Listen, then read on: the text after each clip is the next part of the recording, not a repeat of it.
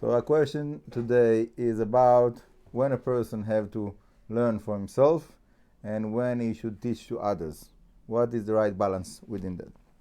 So first of all, it says in the Gemara, I believe it's Masechet Ketubot, maybe a few places others. There's the pasuk in Mishlei says in Eshet Chayil, you say Torat Chesed al Shona, right? Like the Eshet Chayil is like the perfection of Am Yisrael.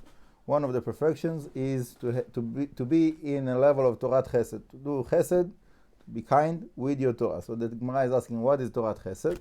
So there's a few possibilities, but one of the possibilities is Alomed Alemanat Lelamed, someone that is learning in order to teach. Okay? So to learn and to teach, you're learning and you're doing Chesed, you're kind to others. Okay? We're going to speak about more.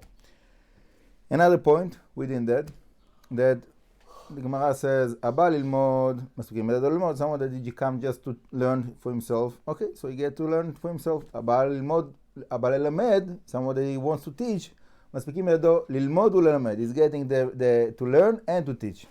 Abal laso, someone that is learning in order to apply the Torah, right? So then he's getting to learn and to teach and to apply and to do.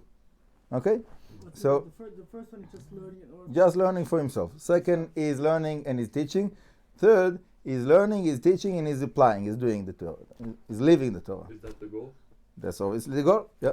So we should have, when we're learning, we should have in mind also, I'm going to teach this piece of Torah that I'm learning now, right?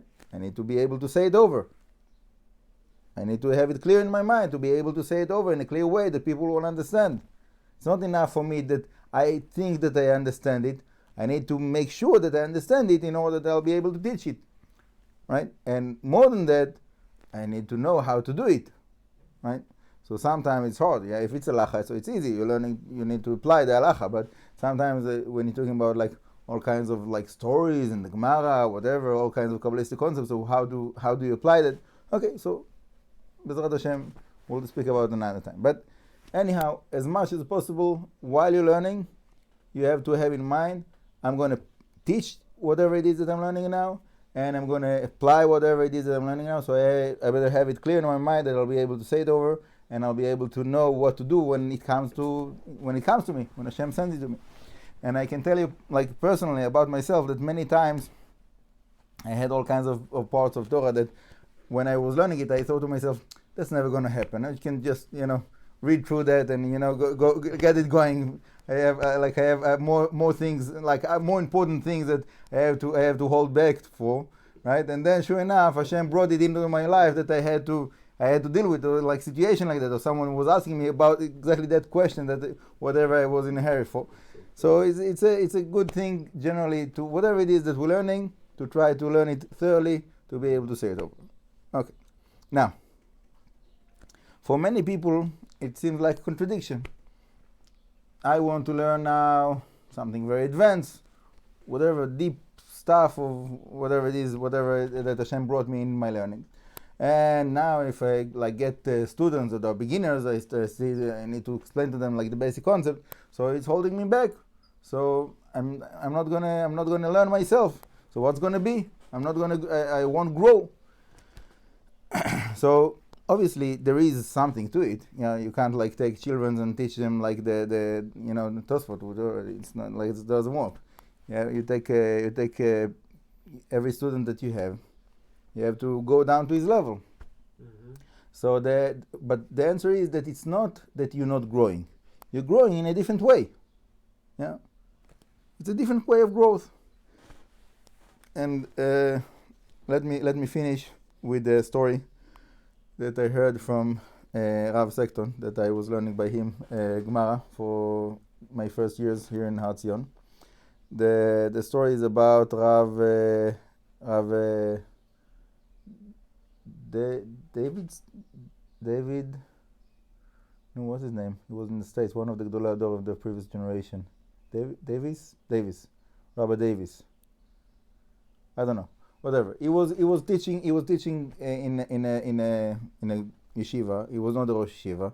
And the Rosh Yeshiva there, he was jealous in Rav Davis because people liked his shiur so much. People came to his shiur, and he got the students were inspired, whatever it is, got jealous in him. So it shouldn't be like that, right? We should pray to Hashem that not to have jealousy, and that specifically in about learning. And okay, but sometimes it happens. Unfortunately, we're humans. We're not perfect. We're not angels. So sometimes it happens. So that time it happened, unfortunately. So they took him down. I didn't hear the other side of the story. Yeah, what I heard is from students of Rav Davis. So obviously they're speaking in that in that view, in that angle. But point is that he had very advanced class, very advanced students. So the Rosh Yeshiva there told him, okay, so now you're going to give the more beginners class. So he took him down from the advanced class to the beginners class. So then Rav Davis, he said, okay, fine, and he took the advanced concept that he was dealing with, the same concept, and he gave it in a simple way, for the beginners. And then they told him, okay, so now we're gonna bring you down to a lower class, younger guys, and like that, they brought him down, and every few months they brought him down to a lower class, until he got to children that were learning Mishnayot. And he was such a genius, he was able to bring the biggest concepts of his deep learning into the simple teaching of the Mishnayot for the children.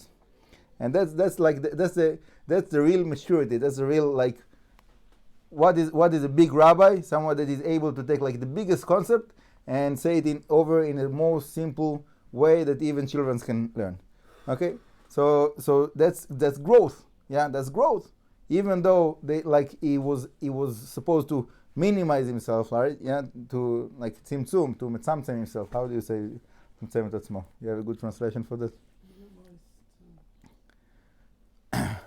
To narrow is huge understanding to a very narrow understanding, but he was able to somehow compress and give summary of those deep concepts in such a short, simple way that people could relate to that.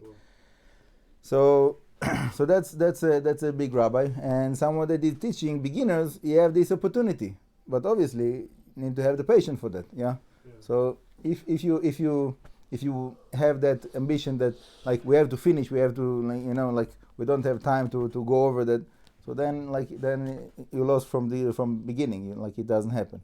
But if you have the patience and you take it like your child, you have to explain to your child. You need, he needs to know.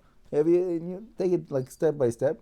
Okay, so then Bezrat Hashem you can grow with your students, you as a rabbi, and then as students Bezrat Hashem. And obviously there's much more to speak about, and Bezrat Hashem we will speak about it more.